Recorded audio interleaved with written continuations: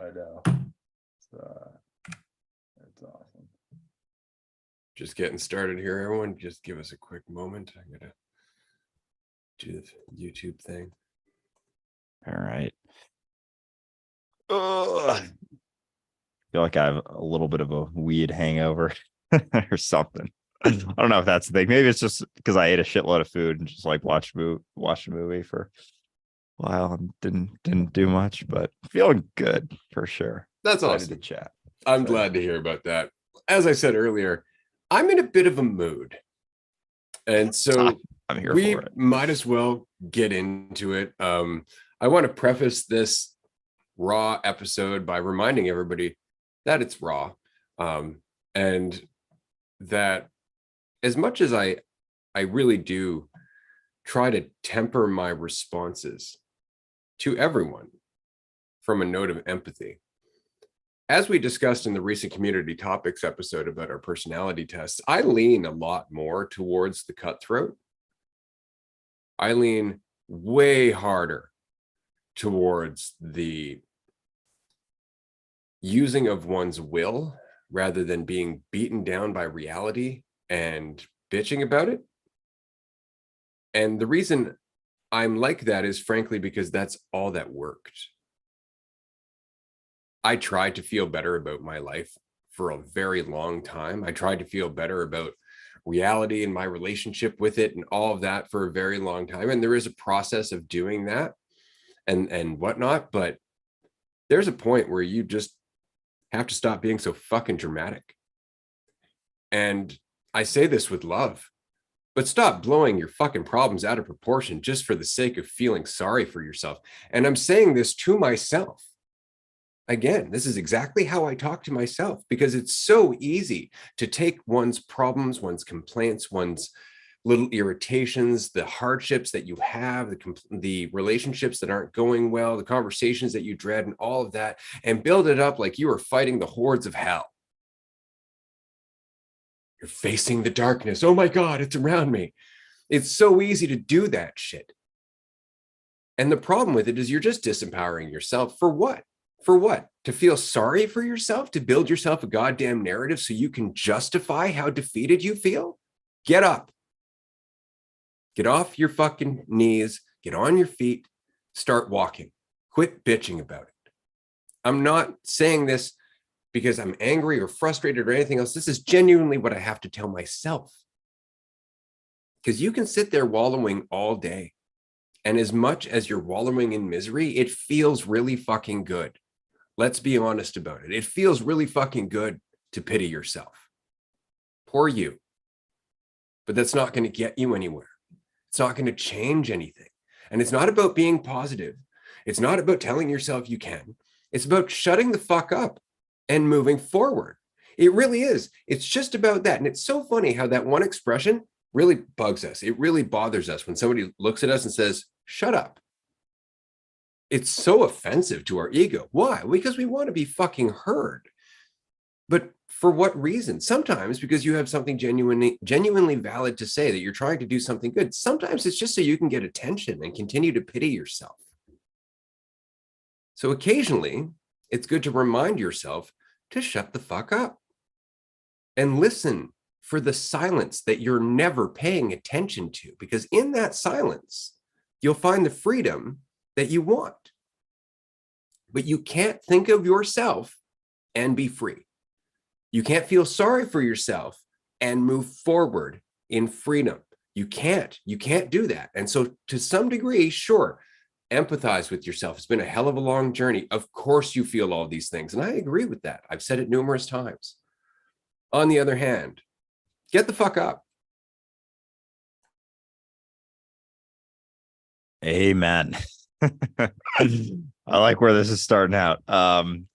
Yeah, I think it's something that kind of gets missed or overlooked a lot in these conversations. As much as we are here being supportive of people and whatnot, like there comes a point where you got to do it for yourself, and you got to understand that you can't lean on other people, and everyone's going through their own shit. Everyone's got their own shit to go through. Your shit isn't any harder than a lot of other people's. A lot of people are going through all sorts of different shit. And we oftentimes make it harder on ourselves because we're thinking about ourselves. Just because you're going through shit doesn't mean you have to think about yourself going through shit. You can go through shit without thinking about yourself. And in fact, thinking about yourself less as you go through shit will allow you to spend less time going through shit. Because people will listen to me and Ray talk and whatnot. And sometimes people get these ideas that we don't go through shit. Like Ray saying, shut the fuck up, and saying that he's talking to himself is him talking to himself. Like, we both go through shit all the time. And what we talk about is what works for us going through shit. Like, this isn't just us being like, I don't go through shit anymore. Shut the fuck up. You don't have to either. It's like, this is what we tell ourselves. Like, when I get caught up having a tougher week at this point in my life, I'm like, I'm thinking about myself. I'm just thinking about myself a lot. And I'm like, oh shit, I don't have to. I could also not think about myself so much. That is a fucking option that people don't want to look at because it's uncomfortable. Being told, shut the fuck up. You don't have to think about yourself so much. Stop thinking about yourself so much. Stop talking about yourself so much. Just chill for a sec. Take a deep breath. Go meditate. Do whatever you want to call it. Just sit and watch those things. Stop expressing it to everyone all the time. You don't have to. That's not the process of getting better. There is an aspect of that can help. Being open, being vulnerable, being honest about what you're going through, sharing your experience with other people. But it's to a point. And there comes a point where it is no longer helpful. Like, everything has sort of a lifespan where you can be open, be vulnerable, be honest, be, whatever, put all your emotions out there. But then there comes a point where it becomes a habit, like with everything else. Our brain clings to habits, and we think for a sec, it's like, okay, this made me feel a little bit better. Oh, this is what makes me feel better. This is what allows me to get better, is being open and sharing things. It's like, then it becomes a habit, and then we're not doing it to let go of stuff. We're doing it because it's habitual. And so that has to be questioned as well. And so there comes a point where you just have to shut the fuck up. Just have to sit there and understand that you're getting so caught up in what the words are pointing to and not looking at what they're pointing to, getting so caught up in what they mean or what they don't mean or what they might mean. And it's not about that. It's about letting go of the pointer and recognizing what it's pointing to, understanding that that's not a pointer, but it is what it is. And sometimes you just got to stop thinking about yourself so much. And that's really what it comes down to. Like, anytime I get caught up in my own shit, it's just like, I'm thinking about myself, and I don't have to. And it's getting quick for me. Like, it's interesting, but it really does come down to that. As much as we're like, oh, it's got to be more. It's got to be more than that. Most of the time, just you're caught up in yourself. We don't experience nearly as much psychological suffering without bringing our idea of ourself and what the thing means about us into every situation. Really is it. And if you disagree, like, just try it. Test it out. Think about yourself a little bit less for the rest of the day or the rest of the week. See how it goes. Check back in with us. It's hard to suffer a ton psychologically without being caught up in the idea of yourself. So if for nothing else, it's at least worth a shot. Oh yeah, absolutely. And this is, somebody else was expressing this in Discord, and they did so really eloquently. And I just want to throw them out a quick shout out. Jace, you were saying that it's so easy to get lost in the description of what you are and the thoughts of what you are. When you can just put that down, you can recognize that you're not actually ever doing anything except running in circles around what you already are. Right? It's that silence where you get to actually experience it, though. And that's the thing. Andrew said, just stop thinking about yourself for a little while. Give it a try. And you're going to try. And then you're going to start thinking about yourself, because it goes like this. Okay, I'm going to stop thinking about myself. Am I thinking about myself? Fuck. And that's exactly how quickly it fails. And so what do you do with that? Try again. And maybe you'll get an extra millisecond out of it. Try again. Maybe you'll get an extra 2. Try again. Keep trying. This is it. Just keep letting go. Keep relaxing. Ask yourself questions, as Jace was saying. Who am I trying to tell? Who am I trying to prove this to? Who is this really all about? Because you'll find often you're thinking about other people and your relationship to them. Often you're talking to be noticed, right? Or to validate yourself. And it can become addictive. And I know this very well. I said this early in season 1, that one of my favorite expressions that somebody hit me with was heavenly minded, but no earthly good. And it's because the journey to self-awareness can actually become an addictive escape from self-awareness. You can actually get so caught up in the journey of how many insights I'm turning over, and look how smart I am, and look how far I'm progressing, and look how enlightened I'm becoming, that you're still thinking about yourself. It's just taken on a different tone. You're just repainting the prison walls, as Krishnamurti said. And so even the journey needs to be let go of. And that's the trick, is understanding that the journey is really the recognition that you are here now, that there's nowhere to go, that there is no journey. But are you willing to let go, not of your idea of yourself, but the payoff of your idea of yourself? That's really what it's offering you. And a large payoff of the idea of yourself is how other people see it. And so I want to make this one very clear, because it was probably one of the most bitter pills I've had to swallow. And it's very true. And I say this with love and empathy. It just may not sound like that. Other people's attention won't solve your problem. I just need you to take that in. Other people's attention will not solve your problem. Doesn't matter if they love you, if they're there for you, they care for you, they're nurturing you, they encourage you, all that stuff. That's great. That's great. But if you get attached to it, now you're afraid of losing it and you've lost your balance again. What if those people leave? Are you going to be back to the same problem? More than likely, because they're helping you, but you need to stand on your own. It's just like training wheels on a bike. While other people can help and sometimes carry the burden, they can also become a crutch. They can also make it harder for you to get up the momentum to develop strength, because they're willing to help carry it for you. And at the end of the day, freedom and strength go hand in hand. So I'll say it one more time because it's important. Other people's attention won't solve your problem. It really does come from within. You can say, well, what about those who love me? If you don't love yourself, if you're still thinking about yourself and looking for some sense of completion, you're limiting how much those people can love you, and you're limiting how much you can appreciate and align with that love and actually reflect it back. So it's not as simple as people just loving you. Their impact on you will always be limited by how much you need them. Amen. And on the flip side, other people's judgments don't create your problem.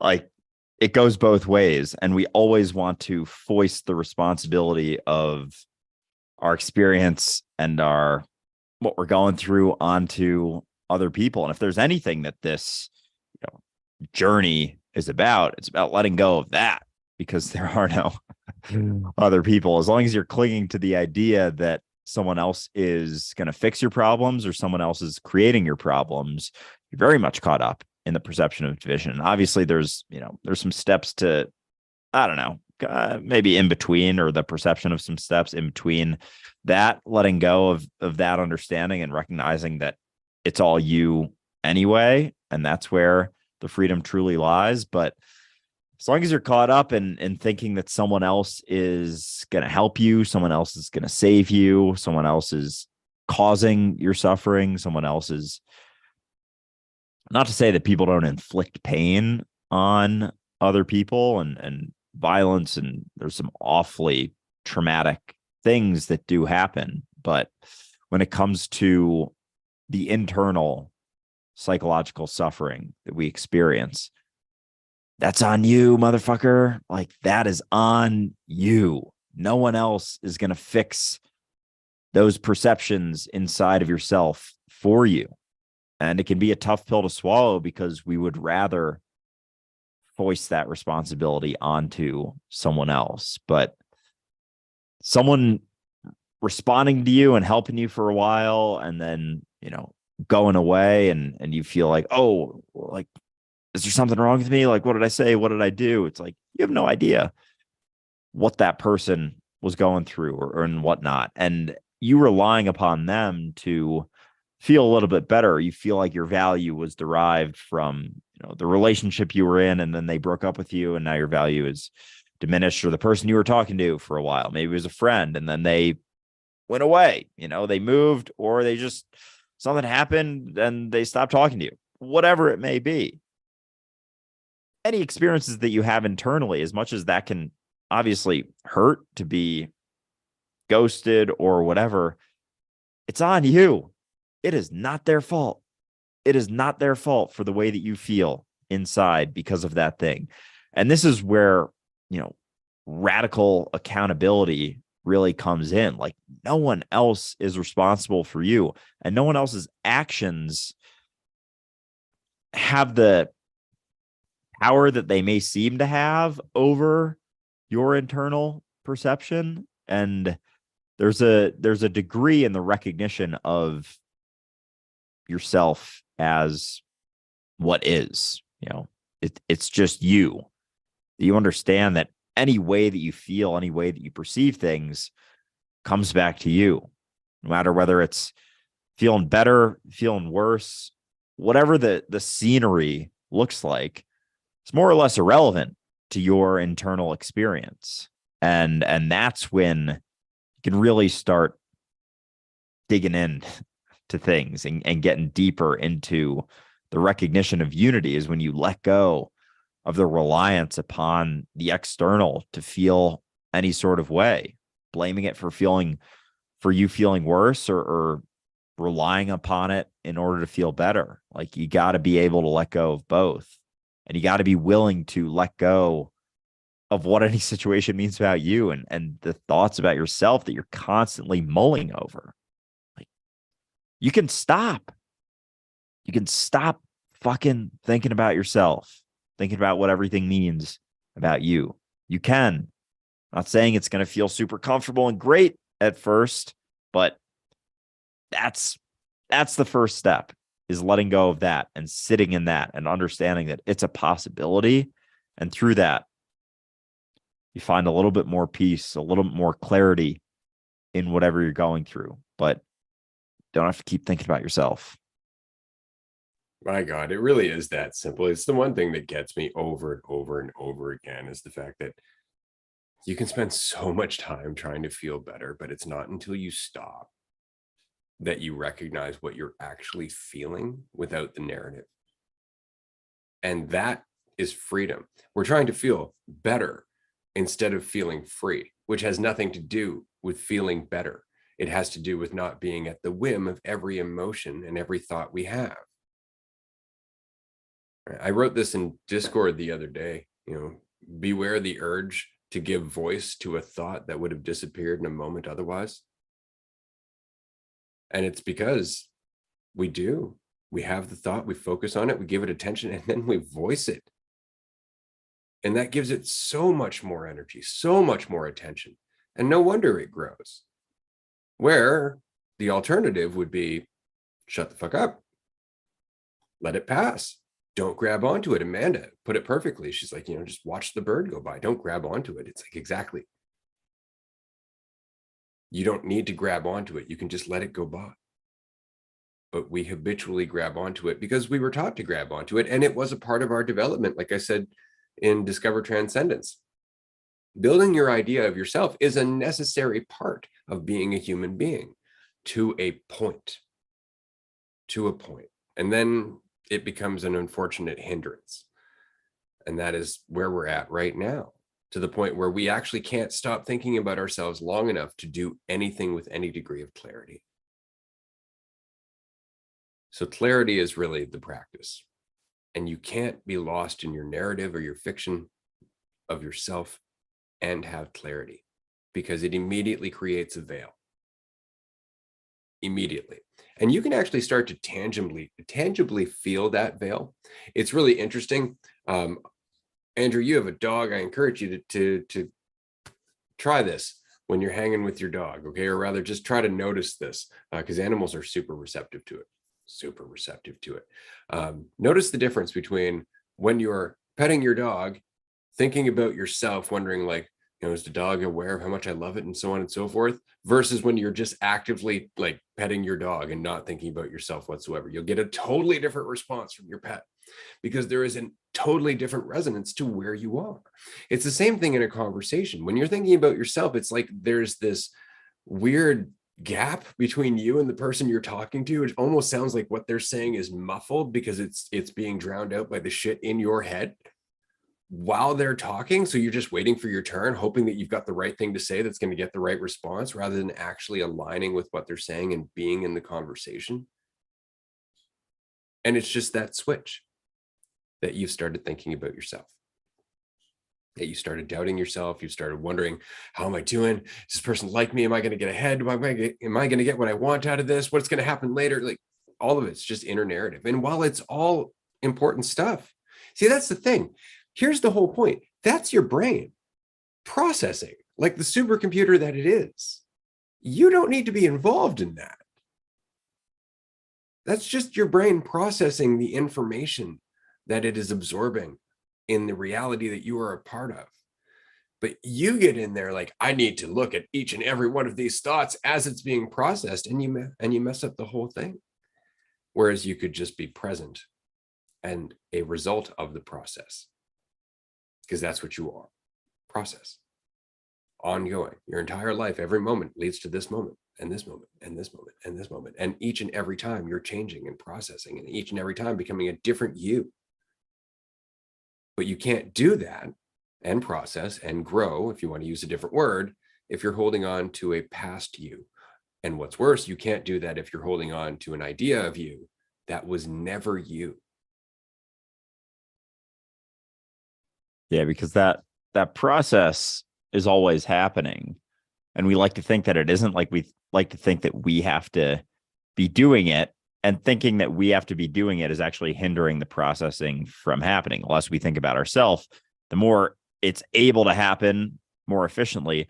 And even going beyond that, in conversation, because a lot of times, and that was a struggle for me for a while, when I was just very concerned with perception of others, is I was always thinking about their perception as I was in a conversation with them, and thinking about what it meant about me, where it was going, how the conversation was going.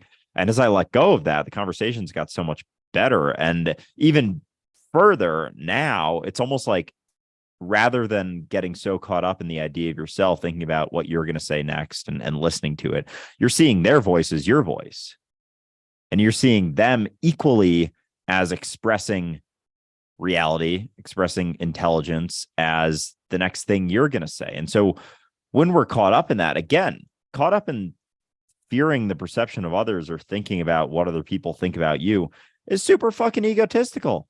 It's super fucking egotistical. People obviously don't like that. They say I'm victim blaming and victim shaming and whatnot, but it is, you're caught up in the idea of yourself and what it means about you. As you let go of that, as you let go of the concern, you see every interaction as just you interacting with yourself. And there isn't like this hierarchy.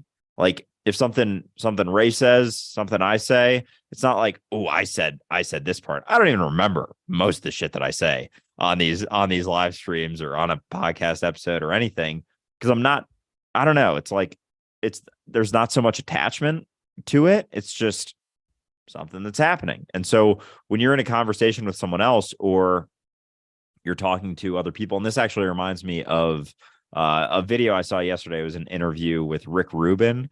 I don't really know his backstory super well, but he's like a pretty famous music producer, been behind a lot of songs. And he said a thing that's helped him a lot with collaboration and creativity is just letting go of how involved he is, or like him being the one to have the idea and it being his idea. It's like when everyone lets go of their desire for their idea to be the thing that's eventually taken all the way or whatever. Say you have 10 people collaborating, when everyone has let go of their ideas being, the thing that's used, it's so much easier to figure it out, like come to a conclusion, come to a consensus or the best case outcome. Because if everyone's caught up in the idea of themselves and having this thought of, oh, I need my idea, like this is my idea, I need that to be used,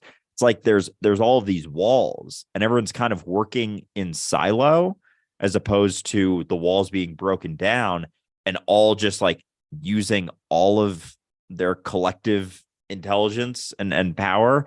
And it's because they've let go of their idea of themselves being the thing that has the idea. And that's really what all of this comes down to, is just not thinking about yourself quite so much and understanding there's so many kind of layers to this, but understanding that your value doesn't waver. You're not so concerned with saying the most intelligent thing or being seen in a certain way. It's just, you're already intelligence. You're not intelligent. And that shift from understanding that you are intelligence being expressed, there isn't so much concern for being perceived as intelligent, because just because someone perceives you as intelligent or doesn't, they're caught up in themselves and kind of ranking you relative to their perception of other people, their perception of themselves. But as you let go of that, you understand that you are just intelligence being expressed in each and every moment. There isn't so much desire to be seen in a certain way or fear of being seen in another way. And then you're not so caught up in your idea of yourself, but you have to let go of your the fiction of your value wavering. Like no matter what happens, it doesn't. And then there's less concern for it. And then you're just acting. Then you're just being reality, expressing reality. And the fiction of you isn't at the forefront anymore. It's just the experience that you're having, which is what it comes down to. Like that's what we're pointing to in all of these things. It's not about, as much as it's about the conversation, it's about the mentality that's embodied throughout the conversation. It's not about the words. It's not about the definitions. It's not about what they mean. It's not about going in circles over and over, trying to say like this is this, but it doesn't mean that, and therefore it isn't it. It's like, all right, cool, move on now. Like the description is not the described. The words are not the reality of what they're pointing to, but they're pointing to something. And when you let go of your desire to be seen in a certain way or the words meaning something specific, you can actually understand what they're pointing to. But until then, you can't even understand what they're pointing to because you're so caught up in the descriptions and the words. Well said. Well said. I had a closing thought as I was going to sleep last night. And it's funny because I was like, I'm probably not going to remember this. And I totally did as you were speaking, because it's very applicable to this in terms of focusing on the idea of yourself and the words and separating yourself from who you would be otherwise, separating yourself from a state of mind where you can connect with others, where you can collaborate because you're no longer as divided. And so it's always interesting to me because as we've talked about, the etymology of sin is very much to miss the point or to miss the mark. So it's hilarious to me that the sin is the sinner. It's the idea of yourself that separates you from God. So the sin is actually the sinner itself. So every Christian, every religious person out there who's like, oh, I'm a sinner, well done. Fuck, I gotta write that down. Yeah. And that's it. Like, that's a fundamental illusion. That's missing the whole thing. And they're born into it too. Any sort of believer is a sinner from birth. It's like, exactly. Caught up in the illusion from birth, missing the mark from birth. Original sin, perception of self. Original sin, the illusion of you existing as something separate from reality. Like, they're kind of spot on. As much as they're missing all of it, they're spot on in that. That is fucking wild. Oh man, there's a lot there. I thought so too. I was pretty stoked about it as I was going to sleep. I'm like, oh, well, that makes a lot of sense, because it's not even just that the sin is the sinner, it's also the saint. Any idea of yourself, so any of that religious imagery really just gets in the way, whereas the saint is the absence of a saint. It's the absence of self. That's why people are considered to be saints, because they're always thinking about others, or rather they're always in service to quote unquote others, but they don't perceive it that way. They don't perceive the others. And so because of that, there is no sinner. So that's what makes them saints. Because I think people forget too that saints weren't saints when they were alive. They were proclaimed saints after they died. And that just perpetuates the illusion. Again, it's like you got to live up to this person. Same with the Jesus story. Like, you can't be Jesus, but Jesus was Jesus. And therefore, you're just a sinner. And like the recognitions that he had are not how they're portrayed now, because they're portrayed through the ego, through the perception of division taken as truth. Same thing with saints. When they were living, Saint Francis or Mother Teresa, is she a saint? She's got to be.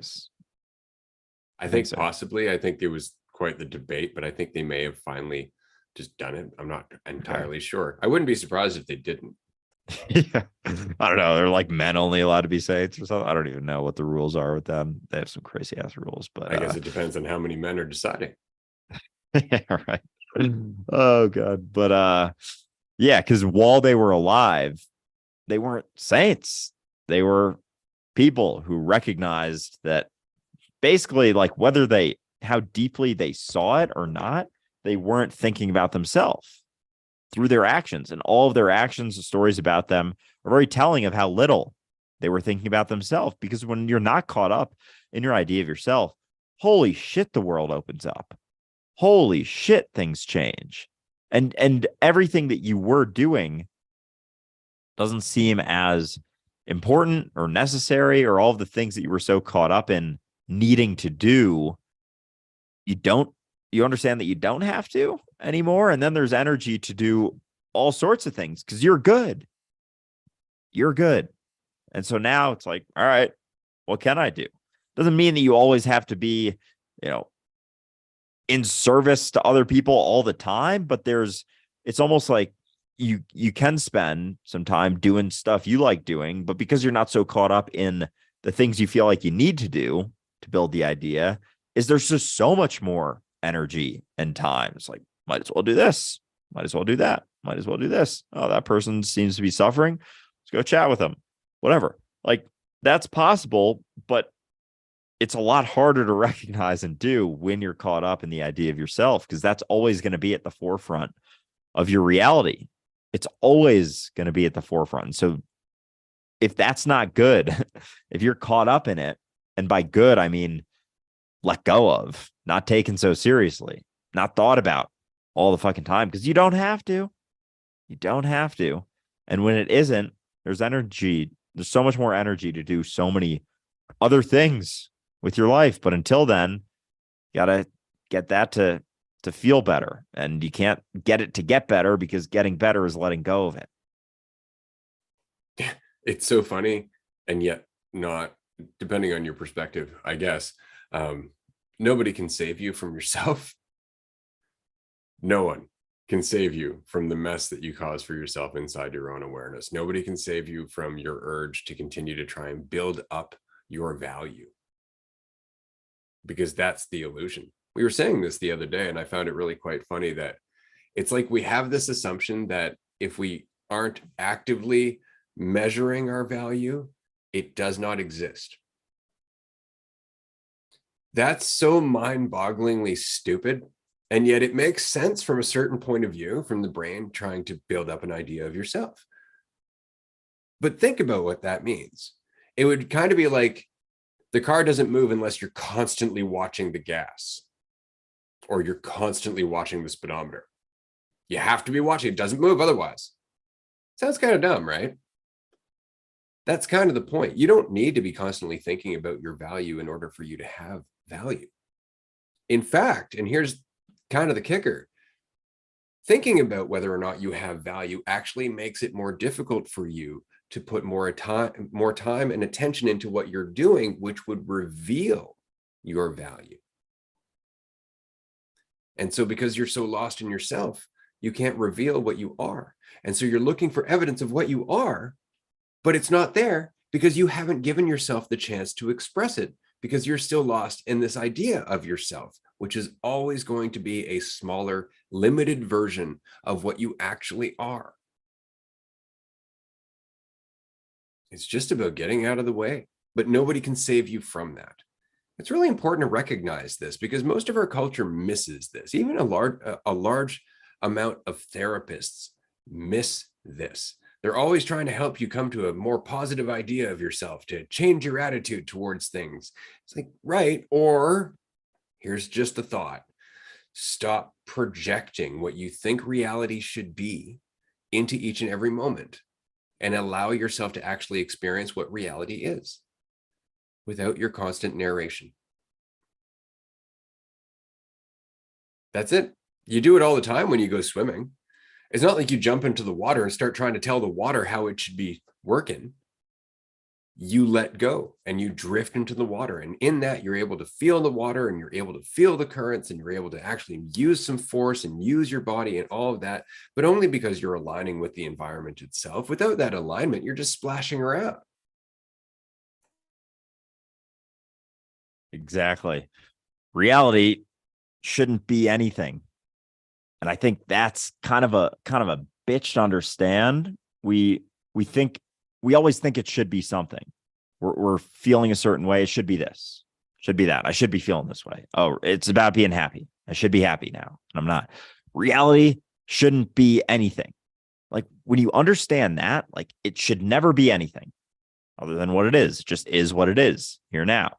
And letting go of that desire, that thought that it should be something else, that you should be something else, is what it comes down to. It's the letting go of the judgment, thinking it should be different. Like that's what allows you to see things clearly and actually be reality, because it can't be anything else. But as we're caught up in our idea of ourselves, it makes it a lot more, significantly more difficult to understand that. And thinking about the idea of ourselves, like we spend so much time throughout the day, or we can spend so much time, and this is alluding to what you were pointing to there, is we spend so much time thinking about ourselves and what everything means about us and judging ourselves. And like, you know, days are made up, I understand, but say 24 hours in a day, you spend 5 of those hours thinking about what the other, well, you sleep for 8, the other 11 hours mean about you. That's 5 hours you could be doing shit. Like you just don't have to think about what things mean about you and how much you get it, how much you quote unquote get it, because that's something we spend a lot of time doing as well in these conversations, you know, and we see it in Discord sometimes. People will go back and forth, kind of questioning each other, which is great, but there comes a point where there's so much discussion. It's like pointing out like, oh, it's not that. Oh, it's not that. It's like what you're really doing there is trying to prove to everyone how much you get it. And that's taking time out of the rest of your day that you could be spending getting it, actually getting it. I'm not saying that, you know, everything is reality. You're being reality no matter what you're doing, even when you're trying to explain how much you get reality. But how is that impacting your experience? And that comes down to you. I'm not saying there's anything wrong with it by any means, but it's tied into the suffering you're experiencing. Your desire to be seen in a certain way as someone who gets it to a certain degree is tying into your perception of yourself, how you're seeing yourself, how you're judging yourself. Oh, do I get it as much today? It's like you are it. There's nothing to get. There's nothing to get. let go of your desire to be seen in a certain way as someone who gets it, you can actually get it. You can actually be it. And then you won't suffer so much. That desire to be seen in a certain way is tied into the suffering that you're experiencing. There's nothing to prove. There's no one to prove it to, ever.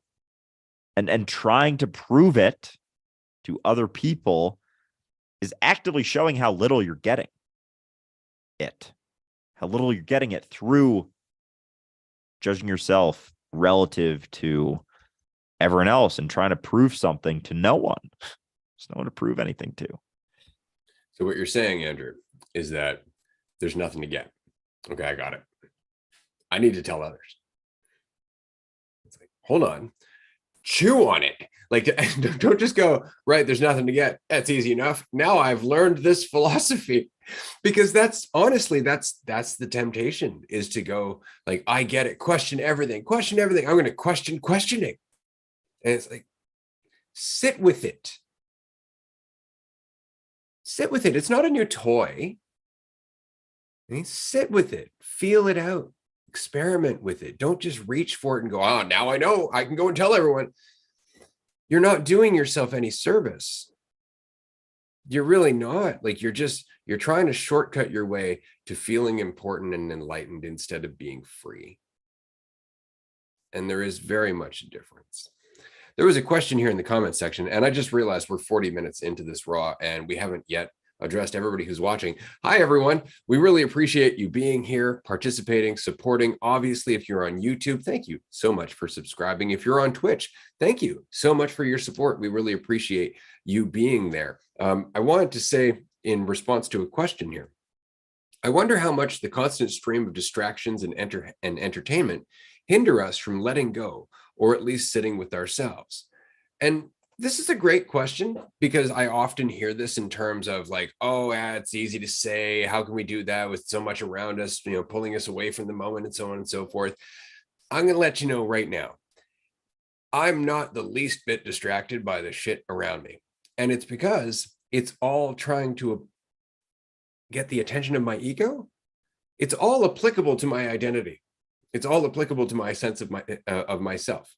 All the advertisements, all the commercials, all the marketing, all of that stuff. I'm trying to tell you, you need this to be better. You need this to make your house or to make your life easier. You need this because what's her name has this and you don't, and so on and so forth. Like, all of that shit means nothing. It means nothing. It's not even tempting anymore. It's laughable in the extreme. It's a constant source of humor for me, if I'm going to be honest about it, when I see these advertisements that are trying so very hard to convince you that you're not enough. It's laughable. So while it's always tempting to go, well, the system's making this harder, largely that's often just an escape from responsibility. I mean, while it might be true that the system is certainly dangling little baubles in front of you, it's really up to you whether or not those baubles are important. It really is. So as with everything, how much of your power are you giving away in handing it to a system that is really just you? Yeah. And once you stop trying to foist the responsibility onto the system, saying it's everyone else's fault but mine, like you see it as an opportunity almost to practice what you preach, to practice what you're recognizing, because that's where the work's really done, is in the day-to-day experiences, when there is something telling you, that you need it, or that your value has just been raised a ton because you got this. It's like, it's great, you can enjoy and appreciate that, but just don't take it too seriously. Don't think it means too much about yourself, because that motherfucker is a double-edged sword. And as you get super high on things, thinking that, oh, this means so much about me, this is now I'm valuable. Like, as soon as that's taken away, as soon as it feels a little bit less, like, you're like, oh shit, now I'm less valuable. And then you fucking spiral into the ground.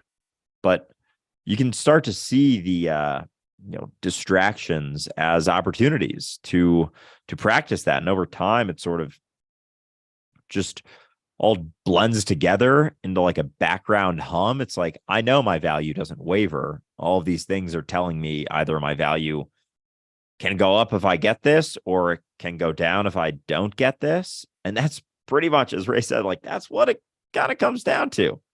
All of those distractions are, it's going to be higher if you get this, it's going to be lower if you don't. It's like, yeah, but my value doesn't waver. That's an illusion because you're caught up in thinking that the perception of division is true. But I'm God. I'm it. I am reality wandering around. There's nothing to judge. There's nothing to prove. There's nothing to confirm. There's nothing to validate. There's nothing to improve ever. And understanding that, if you can understand that, the distractions are just like, yeah, all right. And sometimes you get caught up in them. I'm not saying that I certainly don't. I get caught up in them all the time. And then, eventually I recognize, oh, this is actually causing me a lot of distortion. And it's very much reinforcing the illusion right now. And there's an experience beyond that, beyond, not really beyond, but just on the other side of that illusion that we just really haven't explored very much. There's a way to live and potential in there, in that state of freedom that we're just, as a society, not familiar with. We just don't really know what that's like because we haven't experienced it very much. People get glimpses here and there. Everyone gets a glimpse here and there, but to sit in it and actually explore it, be like, oh, there is stuff here, and get deeper into it. Those distractions just kind of fall by the wayside. It's like, yeah, I could do that, or I could be free. I could go back into that prison, or I could not.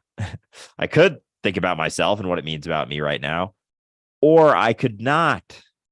I don't have to. No one's forcing you to, ever. No one is ever forcing you to think about yourself. That's on you. Yeah. But that all said, I recognize how difficult it can be to break a habit, like any other habit. And certainty or familiarity is addictive. So your idea of yourself is an addiction, and you have to treat it that way. You actually have to look at it that way, and you have to start dealing with it as such. And I don't mean you need a 12-step program, but if you do look into the 12-step program, you'll recognize that it's pretty much a pathway out of your ego, or at least it was before Christianity shanghaied it. So the whole point, and I recognize that probably wasn't a very culturally sensitive word. I apologize. I'm old. I grew up with the word meaning, I don't know, robbing something. Anyway, the point being is that despite how difficult it can be to kick this addiction, if you look at it as an addiction, if you look at it as something that is constantly trying to pop up habitually, then you can start to develop ways to counteract it. And what I mean is being present. Focusing on being present. For me, that was learning Wing Chun. That was ultimately what helped me embody a lot of the lessons that I'm talking about here, because in Wing Chun, I had to relax while being in an environment which was potentially dangerous. And so it was an interesting blend of relaxing and paying attention while at the same time being under pressure. So that worked for me. Some people it's Tai Chi. Some people it's slacklining. Like whatever brings you out of your head into the moment. It could be crochet. It could be pretty much anything that requires you to pay attention to what you're doing rather than what you think about yourself. Now, that doesn't mean that you're not going to think about yourself while you're doing it. It's going to pop up from time to time, but that's the practice. How much? Where are the scales in terms of your experience there? Are you mostly on the side thinking about yourself and somewhat on the side doing something, or are you mostly on the side doing and less on the side thinking about yourself? Because you're going to notice that's the variant, or that's the variation in the efficacy that you have in your reality, is how much you're thinking about yourself in anything that you do. In anything that you do, it does not matter what it is. If you're thinking about yourself more than you're in what you're doing, it generally goes badly. Yeah, and there's all different sorts of ways to allow yourself to work through that. Ray mentioned a few, but even just walking, I think that's really the benefit of of meditating, and people get caught up in the whole like, oh, it changes your brain chemistry, you improve yourself through meditating, which is a fucking bitch of a desire. Through meditating I am a better person. It's like, no, the benefit of it is you let go of yourself, although you allow yourself to sit in a spot and allow those perceptions to be let go of, or at least you give them the opportunity to let go of them. For me, like a lot of times it'll be just walking my dog and I'll go without anything in my ears, and there's no escaping the shit that I'm going through. And usually like I'm walking, going through stuff, thinking about stuff. Oh shit, I gotta get back to this. When I get back, I gotta do this. I need to whatever. And then it's like, or I could stop thinking about it, or I could stop thinking about what this upcoming thing means about me. And that's usually the point that I get to. Oh, I'm thinking about myself a lot. And then I get back and I do the things that I was thinking about doing, but from a totally different mentality.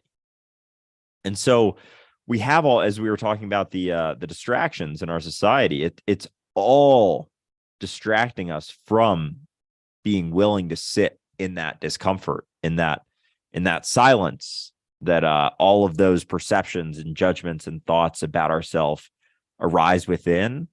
Like we are actively able to avoid it through all different sorts of things, be it TV, movies, entertainment, sports, alcohol, anything allows us to avoid that state, that you're able to actually work through stuff and be where you're at and let go of that idea of yourself. Because in all those distractions, it's like maybe you're not thinking about yourself so much when you're really caught up in a movie, but it's almost like it's a cup, and when the cup is empty, those things are able to arise within it.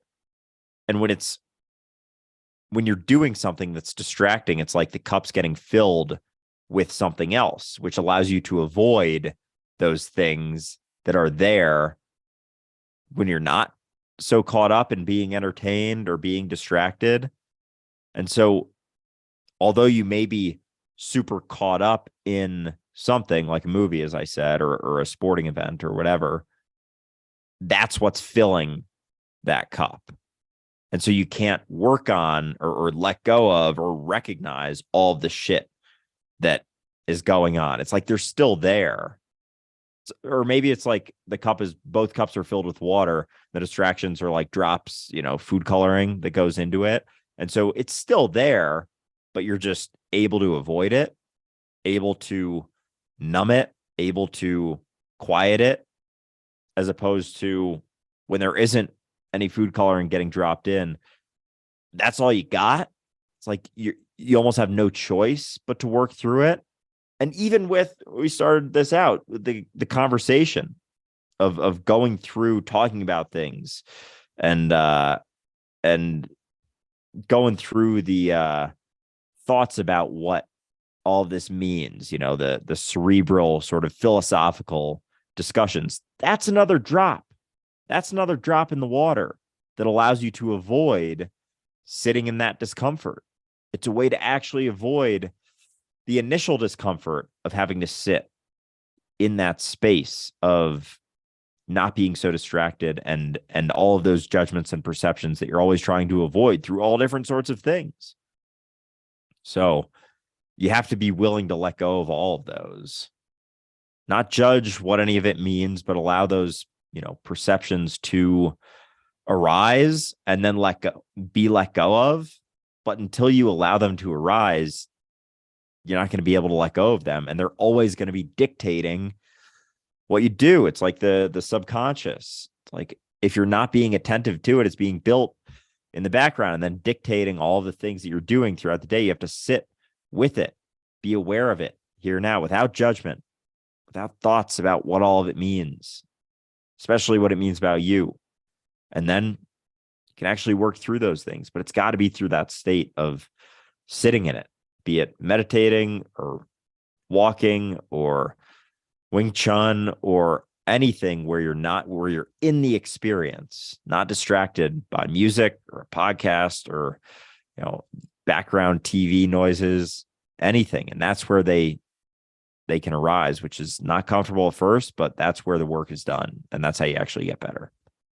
Yeah, it is, because it's not where you're running from anything that's happening. You're just allowing yourself to see it without judgment. You're allowing yourself to witness it without getting involved with it. It changes in terms of how much energy you're wasting, right? And this is something that we were discussing actually pretty frequently in the last few weeks on our Patreon page. And just a quick mention to everybody, if you haven't joined us on Patreon yet, definitely consider doing so. It's by far the biggest gem in terms of what we offer on Dualistic Unity. For $5 a month, you get to talk to us twice per week for 3 hours. There's 2 hour-and-a-half groups in a week. For $25 a month, you get to talk to us 5 days per week. And so in these groups, we can answer questions, we can go back and forth, we can talk to people based on where they are in their journey.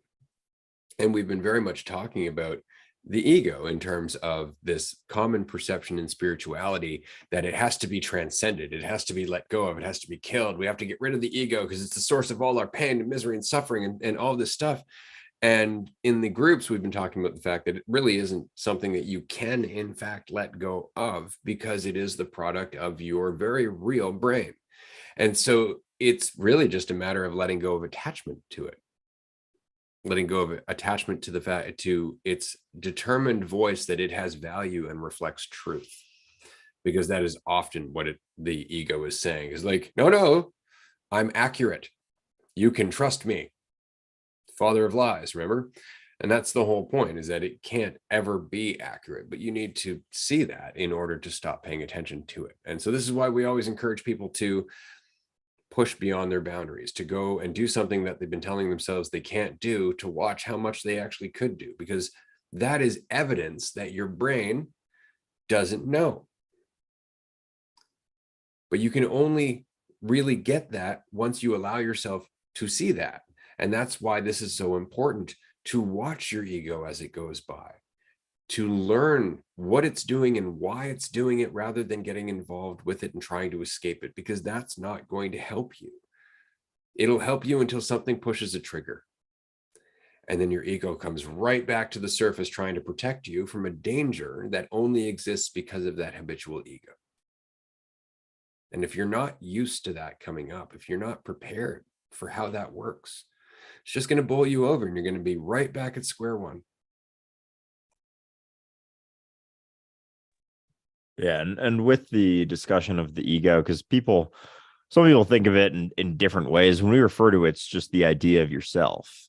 And once people understand that the idea of themselves is built by their opinions, their judgments, just your thoughts about yourself, like what you think about yourself is your ego. And what you think about yourself is never the reality of what you are. It's never the truth. And what you think about yourself isn't what someone else thinks about you.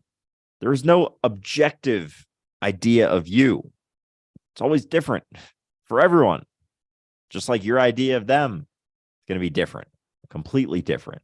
And so it's picking at those judgments as they come up. Like we like to personify the ego and like make it into this whole thing. And that's why people get caught up in trying to kill their ego and whatnot. But the whole time it's just your idea of yourself and the idea that you have to be doing something other than what you're doing. Even the idea that you shouldn't have an ego is very egotistical. Like that keeps you in the trap of it. The idea that you shouldn't be going through the thing that you're going through. It's just the idea that you should be in a different spot than you're in. And that's really what our judgments and ideas of ourself comes down to. I should be different than I am. Shouldn't. There is no should. There is no thing that you should be doing or experiencing other than what you're doing and experiencing. And so as those opinions come up, and people don't like this one either, but even with opinions, I deal with this too. And like, yeah, I guess just opinions, preferences, ideas, not to say that there's anything wrong with them, but as you take them as truth, that's the idea of yourself. I am someone who likes this. I am someone who doesn't like this. I am someone who prefers this. I am someone who doesn't prefer this. Even with having favorites, we've talked about this before. Like, having favorites is very much holding on to the idea of yourself. Nothing wrong with having favorites, but if you're very sure of those things, if you're clinging to them very tightly, like, that's another aspect of the idea of yourself. Like, I am someone who has this favorite thing. Like, you don't have to. But I've even heard people say that you should have opinions about everything going on, about everything. What's your opinion on this? What's your opinion on that? Like, fuck that noise. You don't have to have an opinion. You can have one with while recognizing that it doesn't mean anything about you. As we get so caught up in our opinions and the need to be right and the need to be seen in a certain way and the need to prove your opinion, that's the idea of you. I believe this should be this way. It's like, you don't know everything. You don't know everything about that situation. Even if you're deemed an expert by our society, there is still a ton that you don't know. So sure, have a thought about it, have an opinion for sure. But if you believe that that is objective truth, you're fucked. You're fucked, and you're super fucking annoying, because then you think your opinion is objective truth, and then it's not. Your idea of what's good and bad is not the reality of what's good and bad. You can understand that, you'll be able to ride the flow of reality so much better. Like, our opinions, our judgments, our preferences are the things that take us out of the flow of what is. They aren't necessary. You don't have to have opinions about everything. If someone asks you about something, you can give your 2 cents, you can give your thoughts about it for sure. But if you are clinging to them, believing that they're the truth, oh, this is the way it is, and then you start getting in an argument trying to prove it to someone else, like, neither of you know. Neither of you know. You don't. And it's okay. It is okay to not know. You don't have to have an opinion, thoughts, judgments about every little fucking thing that happens. The less that you have, the more you can be in that flow of reality and learn from every experience that you have. Because if you're clinging to them, it's taking you out of the experience. You're not able to learn as much as you could as long as you're holding on to those beliefs about the way you think things are or the way you think things should be. You're actively cutting yourself off from what's going to allow you to learn more about it. But in that, you have to let go of that certainty, let go of that false certainty, relax into the fact that you don't know. Then you can start to find out a little bit more. And it's interesting because creative types, artists and whatnot, know this very well. We refer to it as the wall or a block, where all of a sudden we can't express, we can't write, we can't do music, we can't do art, we can't do anything in terms of our form of expression or our form of art, because there's this block, and that block is us thinking about ourselves. Always. Writer's block is terrible for this, because you keep thinking like, it's not very good, instead of just typing it down, right? Because that's when the block goes away, is when you're like, who cares if it's shit? And you just keep writing, and all of a sudden that shit becomes something better and something better and something better. And because you're giving yourself the chance to get it out. But as long as you've got that thought in your head of, I don't like that, that doesn't sound right, you'll never get past the first sentence. You'll never get that first brush stroke down. You'll never get that first note played. Right. And it's because you're thinking about yourself. So it really is just a matter of understanding your brain's going to do that. It really is understanding your brain is going to do that, and it doesn't fucking matter. That helps a lot. How many times and I know this from my own experience, but you may have experienced this as well. You're going for dinner with somebody, and they take forever to decide where they want to eat, first of all. And then you get there, and they take forever to decide what they're going to eat. And then they get their meal, and they complain about the way it was made, or they nitpick about one thing about it that wasn't done properly. And meanwhile, you don't care where you go to eat. You don't care what you eat, and you enjoy the shit out of your meal. What's the difference? The nitpicking, the expectation, the idea that what I prefer is what's going to be best. because then you're always trying to look to make sure it matches your preferences, or it's not going to be as good. And so you never allow anything to actually be what it is, and you never allow yourself the space to make the most of it because you're too busy trying to make it live up to certain requirements. So it diminishes everything. It really does. And that's why I think I wanted to start this episode with the simple matter-of-fact point: shut the fuck up. And it's simply because we don't tell ourselves that enough. We find it offensive, even if we're saying it to ourselves, which is weird, right? And it's just because we always think of it in terms of how somebody else would say it to us. But to yourself, or rather, not even to yourself, to your brain, or your habit of taking your brain seriously, tell that to shut the fuck up, if that helps. Because that's really all it is. It's this ongoing temptation to think, to just keep dwelling on your thoughts like it's going to get you somewhere other than the reality that you're already in, when all it does is remove you from that reality and limit your ability to make the most of that reality over and over and over again, in layers upon layers upon layers. This is, as Andrew said in his recent video, the single biggest problem that we deal with as a species, is this idea of ourself. Because while it's true that there are human traffickers, while it's true that there are murderers and rapists and bankers, because somehow they go in the same group to me, while that's all true, all of that exists because of our fixation on our ego. All of that exists because of our fixation on the perception of division that creates monsters over time. The only way to get rid of those monsters is to get rid of the environment that breeds them. And that environment is us. We are that environment, as long as we're focused on creating and bringing that environment into the world. And that environment is our identity. If you wonder why the world's so fucked up, it's because we've made it the embodiment of our ego.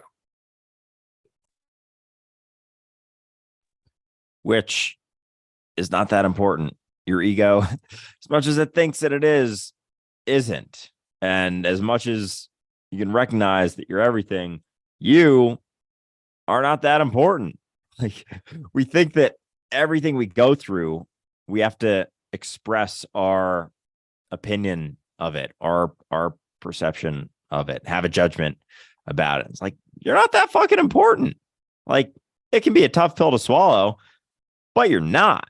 Like, you don't have to share everything about everything that you're doing. Like, you can just, sorry, I said, shut the fuck up, sit for a little bit, like sit in a quiet room and let go of that shit yourself. Work through that shit. Like, that's where the work actually happens, is in that. It's not through expressing your qualms with reality or how difficult things are. It's like, that's great. People are there to offer support, guidance, whatever, but they're not going to do it for you. They're not. And your desire for them to doesn't fucking matter. Like, it's on you.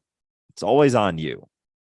And through that process of recognizing that you're not that important, being the idea of you, the ego, the thing that's causing all the distortion and suffering that you're going through, you recognize that you can let that go, and then you see yourself in everything. You start to see yourself in everything, but not the idea of you. And as long as you're so caught up in needing to express every little thing, every little issue that you have with reality, and every little thing that you're struggling with and suffering through, cutting yourself off from that recognition, you're getting further and further and further and further from that recognition, because you're giving into that opinion, giving into that preference, giving into that perception, and taking it as truth. You're very caught up in taking that opinion that you have about the way that things are going, even if it's just the way things are going in your specific little life. When you're caught up in that, that's where the opinion arises. That cuts you off from recognizing the depth of this is that perception of yourself and your own life. And as long as you're caught up in that, it's going to hinder you from tapping back into that flow, moving beyond the cerebral, intellectual back and forth, and actually being reality. Because being reality doesn't have objective opinions, doesn't have perceptions and judgments. There is no objective right or wrong. Reality shouldn't be anything. It just is reality. Which isn't words. That's okay to recognize and move past. But give yourself some time to recognize it. And this is why somebody here in the chat actually said it perfectly. I've been having to do 4-hour road trips, and I try to do them mostly media free and just exist. The first hour is rough. And it's because it's in that first hour that you're really spinning through the habit of thinking about yourself, right? And so the less distracted you are, the more all of a sudden your intelligence, your awareness is actually cycling it through. It's actually processing it, and then it's gone. But how often do we get in the way of that process? By dwelling on it and thinking about it and trying to get involved with it and doing all that, when we could just let it pass. And then surprisingly, it does. This is what meditation's for. This is why a lot of people benefit from meditation. Just sitting down and shutting the fuck up, as it were, not getting involved with every thought as it goes through your head, allows those thoughts to process. And then at the end of it, you feel so much better. Well, why? Well, because you created a bottleneck. You've been creating the bottleneck and thinking about yourself deliberately rather than just letting your brain do its thing. So give yourself some time. I used to go for walks. That was my thing. I would go for a walk until there was finally that silence. And it would take some time, and it wasn't always a fun experience, kind of bitter, like, fine, fuck, I'll stop thinking about that. That's not doing anything for me. It's ruining my walk, blah, blah, blah, blah, blah. Eventually, you just stop complaining, and it's gone. And you're sitting in reality. And that's where you have a chance to actually experience life. And in that, a whole new way of being, but you need to give yourself time in that too, because it's like entering a new world. There was another question here I wanted to address quickly, because it won't take long. Is there a difference between conceptually understanding non-duality and feeling it? And I would say yes. And the difference is the same as the difference between believing in God and experiencing God. The difference is you. The difference is you. Yeah, absolutely. Yeah. If you, it's so funny because if you see yourself as someone who practices non-duality or who recognizes non-duality, you're not. You're not. Like, you're just straight up not. Like, you think, yeah, I can talk about it. I can talk about it. Like, oh yeah, but I understand that it's an illusion, but I am a non-dual thinker. Like, fuck that. It does. You're not. you're either in or you're not. And if you think of yourself as a non-dual recognizer, you're not, because it's that identity. It's that idea of yourself as being something that's true that gets in the way. It always comes back to you. And that's why I think people, I don't know, I've seen a few people recently who have come to deeper recognitions about maybe they're not what they think they are. And they get so uncomfortable that they almost run back to believing in God, which is fascinating to me. It's like, holy shit. You recognize some of your infiniteness and you ran back to being super fucking limited because it made you a lot more comfortable. Like, I know I don't know. Sometimes I appreciate Ray that Ray reins me in sometimes, because sometimes like I am harsh, similarly to Ray. Like I'm harsh with myself, and that I don't let myself get away with stuff, and I'm willing to more and more sit in the discomfort a bit, but I don't let myself run back to certain things as quickly or as easily. So I forget why people do it so often. Like, people have a good reason to. It's super fucking uncomfortable at first, but people don't let themselves get used to it. It's like, there's so much there. There's so much to explore. You're running back to believing in a fictitious God. Like, Jesus fucking Christ. That is so brutal. So brutal that you're in it for a bit and you just, I don't know, couldn't handle it. And so you went back to believing in some made up bullshit. Like, come on. See, and I'll remind you that as easy as it is to say that in terms of the concept of God, the fact is that there's really no difference between people holding on to the concept of God or you, Andrew, holding on to the concept of Ray. There's no difference. It really comes down to the same reality that's damned uncomfortable. It comes down to just you. So while it's very easy to judge, it's also really important to recognize it's a lot. It's a lot. And so we filter that and we try to limit that to some degree. I think just because I think the depth of it is so much that we almost have to do it together. Like as we're individually shedding layers, we are also collectively shedding layers. And I think that's giving us more of a strength to go deeper and deeper into this realization. Right. So there's a process for sure. But try and keep that in mind when you're talking to people letting go of God. Are you ready to let go of everyone?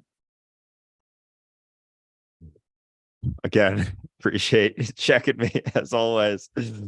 Myself checking myself. But yeah, because that's it too. It's like we can get all I just find this stuff funny now because it is the same thing. It's like, yeah, you could say maybe it's like maybe you could say there's more depth, but there also isn't. It's also the same recognition or avoidance of being alone. Or avoidance of the fact that it's always just been you. Always. And whether you want to settle upon seeing other people and a fictitious sky daddy sitting up there watching over every little thing that you do, or you settle upon other people, settle upon the perception of others, you settle upon the idea of you. It's like it's all the same within the same spectrum of settling. And there's a difference between being on that spectrum and not. And it's not saying that, again, nothing wrong with it, but how deep are you willing to go? How much are you willing to let go of? How far down the rabbit hole do you really want to go? Because everyone settles to a point. And it's like how often you settle and how willingly you set, how long you sit on the settling versus how lightly you fluctuate between it, how willingly you go back to not settling. That's almost, I feel like what it comes down to is like the willingness to go back to settling. Like it's not that you're desiring to settle so much anymore, but because you're not settling so often, you willingly settle, but you're not clinging to it. I love how you wrap that up with settling, because that really is the problem. It's what we were saying earlier, the sin is the sinner, right? It's the settling on it that gets us stuck. Like even the idea that it's just you, not quite true. Right? And that's it. You can't settle on one or the other. It's the practice, which is what we're talking about here. The shut the fuck up also includes not telling yourself that you're everything. It's about being what remains when you're not telling yourself anything. And in that, there is a depth. And that depth is faith as it's being communicated, not faith in God, but the willingness to let go to what you already are, rather than trying to navigate and narrate every single thing and think your way ahead and do all that, to recognize that you are not separate from the rest of the process that's happening. So to not settle. And that's the path to God, quote unquote. And I find it really funny because that's the change. That's the shift that we're talking about in dualistic unity, or in this overarching conversation about society or our species as a whole. It's the not settling. It's the act of faith over and over and over again, except collectively. individually still, because we're an individual collective, but that's what it is. That's the change in flow. That's what this is. And it's funny because you and I were talking about this Friday in our business meeting, which is always kind of funny, about dualistic unity and the reason that it's doing so well. Because I want to let everybody who's listening to this know right now, dualistic unity is doing really well. Like, we are at about the 1.5 year point now, and our traffic is breaking records almost every week. It's really exciting. And it's because, not just because of the conversation, because I just started today's episode by telling everyone to shut the fuck up. So it's really not about the conversation, but the intention behind it and the possibility of what might come through this intention, not just in Andrew and my life, in your life, through your intention to just be free, your intention to get out of your way, your intention to not settle, to practice faith, to realize what you are. Well, that intention, as it becomes important to you and you start to grow it in your life, you start to recognize it's important to all of us, and you want it to grow in the world. And so dualistic unity is not just about the conversation, but it's also about whatever the hell this attempt to grow something might be, right? Not even attempt, this growing thing, whatever it might be. You almost start to want to cultivate it. You almost want to start to support it, because you can see how much of a ripple it's going to make. So it's not even about the insights necessarily, so much as just helping it grow, because you can see how growing it in your own life is obviously benefiting you. And so it can only do the same when we grow it in our lives around us as well. And that's why we appreciate everybody who supports dualistic unity so very much, watching it, listening to it, subscribing on YouTube, following us here on Twitch, sharing us on social media. There's been quite a few videos lately. I've been pretty stoked. We shared a few of them on our story on Instagram of people taking our voices and doing weird, trippy shit with it and putting music in the background and some visuals and stuff. I love that. I just want to say thanks so much, because it's fun for me to see that at least the messages are getting out there. They're being repackaged in a way that you like, that means something to you. And then you're just spreading the ripple, right? That's all this needs, is just more in terms of time and attention. It's like anything else, right? In the same way that I've changed my own life, we can change everything just by not telling ourselves that we can't, just by not telling ourselves anything, and just putting the attention in where it's a priority to us based on the growth that we are actually experiencing. And so if you're experiencing that growth and you want to help dualistic unity, just pay attention to it. Just expand it in your own life. That's all you need to do, and it will grow, and people will come, as we are already seeing. It's like a Field of Dreams. Have you ever seen that movie, Andrew? If you build it, they will come. That kind of thing. We don't have any intention. We don't have any goal with dualistic unity. We just keep putting time and attention into it. See what happens, right? But you being here makes all the difference. And if you can, and you'd like to, join us on Discord, because there's a whole conversation that's happening there, and it's totally free. You can get involved, you can talk to people, you can ask questions. There's a whole bunch of different channels with different subjects, from mycology to nature to parenting to everything else. It's a great server, in my opinion, and we'd love some feedback as to how we can improve it moving forward. And if you can, join us on Patreon. I mentioned this earlier. I understand this sounds like a sales pitch. It kind of is to some degree, except I don't really give a fuck if you join.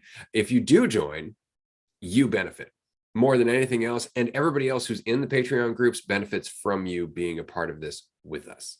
Do keep that in mind. It's $5 or $25 a month. There's merch at the $25 level. If you'd like to do tier 3, which is $100 a month, we are very grateful. We have several tier 3 supporters who are doing it more or less just because they want to see dualistic unity grow. They also get a shout out at the end of all our video clips. At the end of this, for example, not in the live stream, but at the end of Raw, when it's published, you'll see a shout out to all of our tier 3 supporters in the credit roll at the end. You would also get a shout out there. There's some great merch. You get massive discounts on our retreats and our workshops and all of that stuff. But more importantly, you're helping us get to a point where we can do ridiculous shit. Like ridiculous shit. We've talked about it before, putting a billboard up in Times Square saying that we are one, you are God, I'm you, over and over and over again for months, just for the sake of doing it. No dualistic unity on it, nothing except the words just repeating over and over and over again, like a hammer to our collective ego's head. Tell me that wouldn't be fun. But to do that, unfortunately, we need resources. And so until we can get the traffic high enough where we can take advantage of corporate greed, we are very much relying on the support and the generosity of all of our listeners. And so if that's something you can do, we appreciate it. If it's not, no worries. Just listening to the podcast does so much for us. And of course, all the growth that you're going through is more than we need. Thank you. Yes. Thank you very much. And yeah, it's a fun process of going through it and seeing the people being free in themselves, really seeing myself being free in myself through other iterations of myself and through myself. Like, this is really, as much as people enjoy the Patreon groups and get a lot out of it, like Ray and I get a lot out of it. Like, we're growing and changing and shifting and learning every single fucking week from everyone talking about different things that they're going through and being able to express our own gripes or shit that we're going through too. I'm definitely going to talk about my edible experience yesterday on the Patreon group in a little bit. What do we got? Like 18 minutes here, and then hopping on there for a few hours. But yeah, they're always a blast, and it's really just being free in ourselves, letting go more and more. As much as we talk about like how deep down the rabbit hole can you go, like this is our process of going deep down the rabbit hole. We just happen to be on camera with a microphone in front of us recording it. But as much as you are letting go, so are we, every single day, every single week, going through our own shit, going through our own stuff, letting go more and more as we go, learning as we go. And it's a fun process. And it's pretty much just all of Dualistic Unity is us documenting our own willingness to go down that rabbit hole. How free can we be? How little narrative can we tell ourselves? How little can we tell ourselves along the way? And that's a lot of what it's come down to for me, is just not telling myself so much of a story as I go, like not needing to tell myself so much of a story, because you don't have to, which is very counterintuitive understanding. Like it's what our society hasn't quite recognized, is that you don't have to tell yourself a story as you go. You don't have to narrate the journey. It's already happening. You're already doing it. And the more you can let go of that, the more free you can become in yourself. And that's all it comes down to, is just expressions of freedom that we're all going through all the time. But it's not something you can prove. It's just something you got to be. Like, you can't prove your freedom. It's just, you are it. And that's the reward in and of itself. It's not something you can measure. It's not something you can point to. It's just something you can experience and feel in yourself. And that's it. That's all we're getting to. That's all that I'm getting to. But yeah, I don't know. That's all I got. Fair enough. No, that's good. That's we have a question in line with what we're talking about, and it's good. So I wanted to ask it quickly. On the topic of being alone, I've been watching you guys for a few months now, listening to Dualistic Unity podcast. As I get deeper within myself, I am experiencing everything as me. Awesome. Gradually, I've noticed that I'm becoming less and less interested in connecting with others. So just curious if you, along your journey, have gone through something similar. Now, this is a good question. And it's a good question because there's a lot of considerations here. The first thing I'd like to say is, fantastic.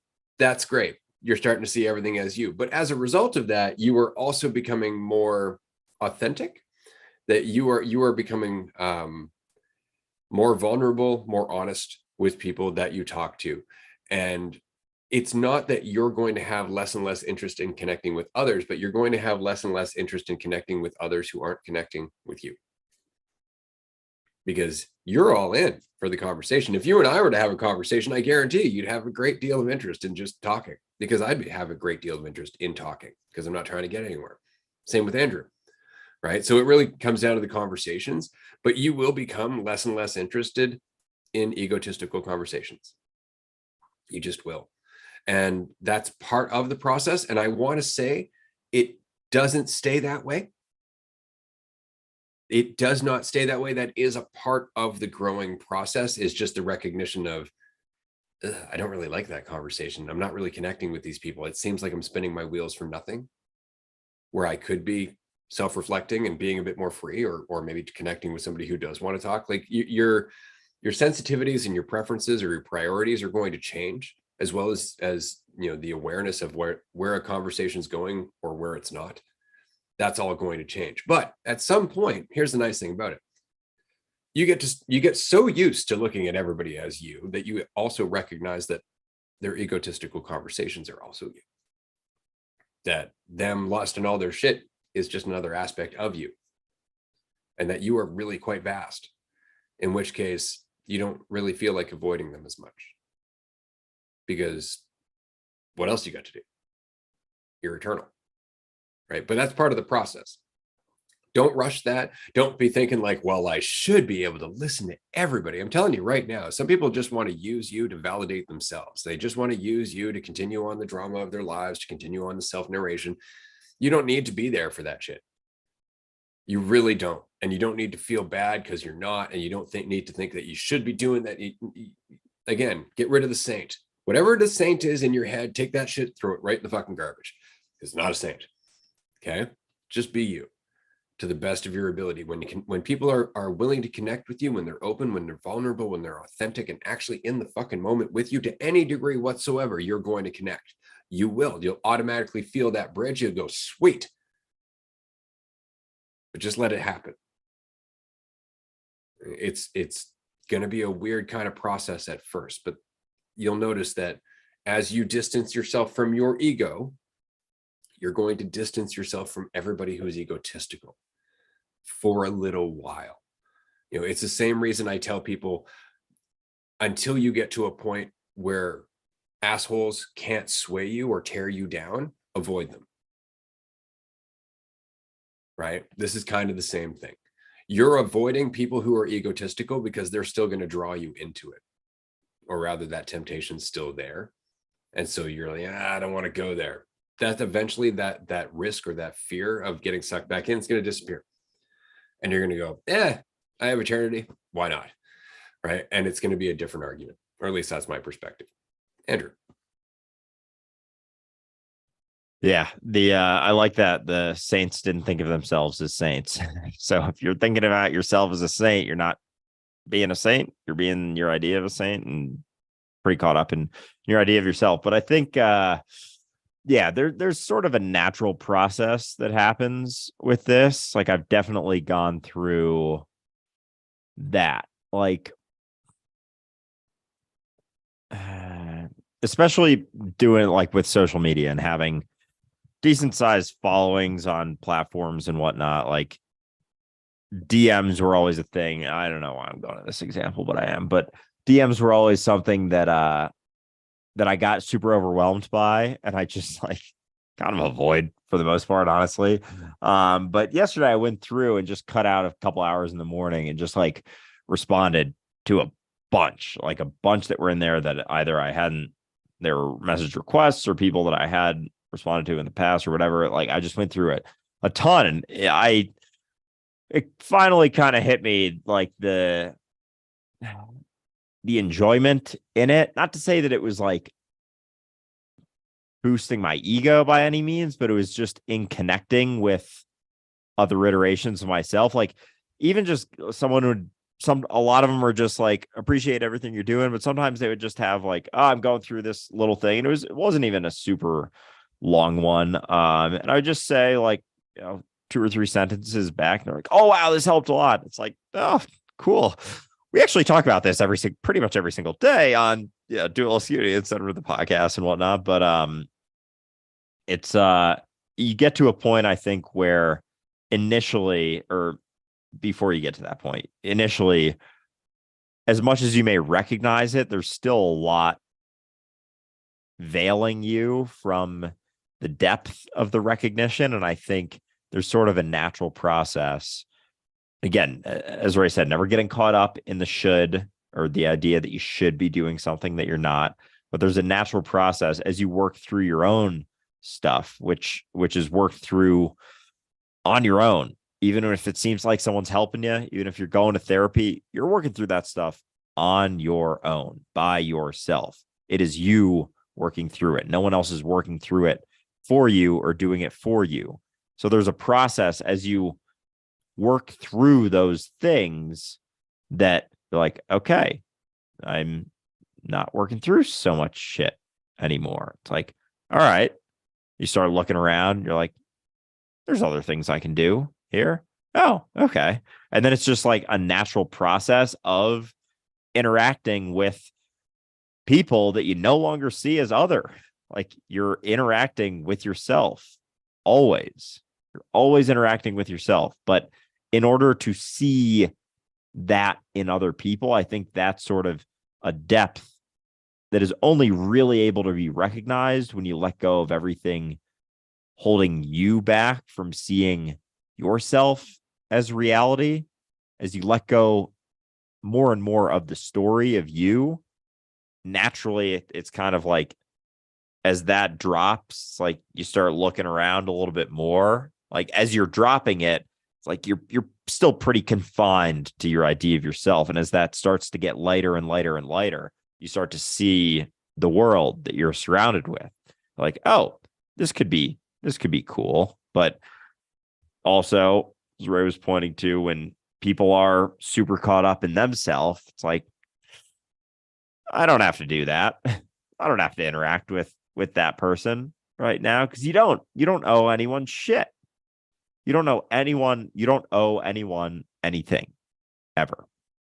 But through being lighter in yourself, you don't feel as much of the weight of even the egotistical people. And you're willing to like jump in there a little bit. You're like, here's something maybe to think about. And because you're not coming at it from, I need to prove this, I need to fix this person, I need to help this person. It's just, you're seeing an iteration of yourself that's a little bit distorted, and you can drop a seed here and there. But yeah, I think there's a sort of natural process that you don't have to worry about. You don't have to worry about the process happening, because it's happening. And through being more free in yourself, it's like, why not interact with other iterations of yourself? Why not? I'm always doing something. Might as well do that. And then you do that for a while and you're like, all right, I'm going to do something else now. Then you go do something else. But it's never because you have to, never because you should, just because you can. And when you aren't feeling so heavy in yourself, it's like, yeah, why not? Yeah, I am doing. What else am I going to do? I am doing. Literally. We had a couple of good questions here. Unfortunately, we're running out of time. We have about 5 minutes left. The first was, Andrew, do you find that it's easier to deal with boredom if you have a hobby? I just wanted to mention, I think it was in the last Raw episode that we recorded where we talked about boredom a little bit. So I do recommend that you go and check that out. I think that was Raw episode 30. We had somebody in here, R1 Tony, who's like, hey, what the fuck is this? Come pray for a better stream. Well, God has answered your prayer. So obviously he's marketing a Sunday sermon stream, which is kind of funny considering where you ended up, Tony. I have no idea how you ended up here.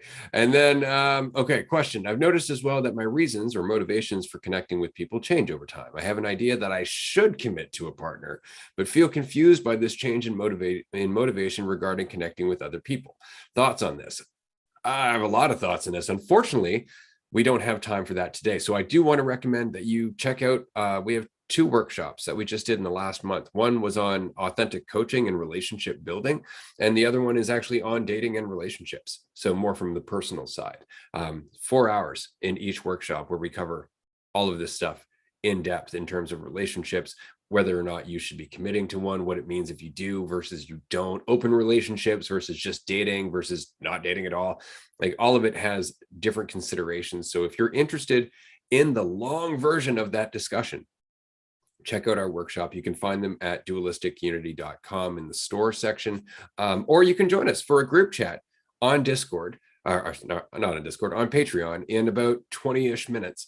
We'll be there for an hour and a half for tier 2 and then another 2 hours for tier 3 after that. So lots of opportunity to discuss and answer questions and do all of that fun stuff. So if you can join us, we'd love to see you. Otherwise, we'll be back. I do want to give a shout out to R1 Tony, who was talking about, his prayer hotline. Tony, if you're still around, which I doubt you are, but if you are, do come back on Tuesday night, 6 p.m. Eastern time, because we have a call-in show this week, and I would love to chat with you. Likewise, yeah, we are nothing if not available. And so, yeah, if you got gripes with what we're saying, you want to prove that you're a limited idea of yourself and God is some separate entity from you, as opposed to the depth that recognition of letting go of the idea of yourself comes to inevitably, we're happy to chat.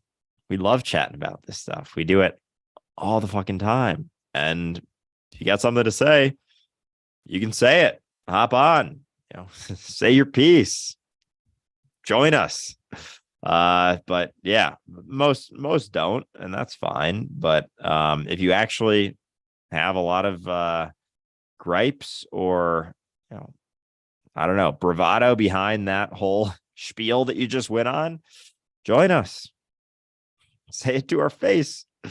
So anyway, this has been a very fun chat. I'm excited for. I don't know if you can hear. I'm a little nasally. I'm a little under the weather right now, but still feeling good. Just the body's doing its thing, and I'm not thinking about it. But yeah, I'm excited for Patreon coming up. Those are always a blast. Probably gonna hit my little weed pen a little bit and just have a great time for the next. Yeah, Ray's got his joint ready. I still gotta fucking learn how to roll a joint. I may wait for the retreat to I may try it out because I do have some rolling papers and some weed here. We'll see. But yeah, it's been a lot of fun. Excited for the Patreon chats coming up. Fuck yeah. And yeah, no worries. I will teach you at the retreat for sure, because there's a trick to making them perfect, and not that you need to make them perfect, but fat joints don't generally smoke very well. So I'll teach you at the retreat. As always, last note, of course, that we have one ticket left for the retreat in April. We would love to see you. If you can make it, it's going to be just fucking magical. Of course, all the details are on the website, so you can go and find that out for the spring retreat, as well as the fall retreat in November is now available to Patreon tier 1 supporters. The tickets, you'll find the link on Patreon, as well as your discount. Tier 1 gets a $50 discount on the ticket. Tier 2 gets a $150 discount on the ticket. And tier 3, I think it's $350 or $300 discount on the ticket. It's a hell of a discount is what I'm saying. So it's well worth the time. If you can make it, the retreat's going to be in the Netherlands in November. We might possibly be having a small, shorter mini retreat in Colorado in June, but we will keep everybody up to date on that. Of course, Patreon supporters are going to find out about that first, obviously. Thank you so much for joining us today. I do appreciate your patience, especially given the mood that I was in when I started this episode. I appreciate you understanding that when I say shut the fuck up, I mean that from a place of love, because I am talking to myself, and I know how much that simple strategy of not giving myself the room to pity myself, to feel bad for myself, really did change my life. But it was hard.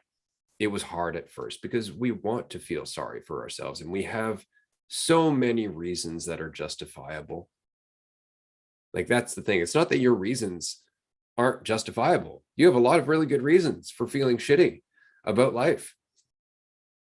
But what's more important to you, your reasons or making the most of your life? Because it really is a choice. And on that note, we're going to end this here. If you can join us on Patreon. We'll be there in 15 minutes. Thanks so much, everyone. We'll see you then.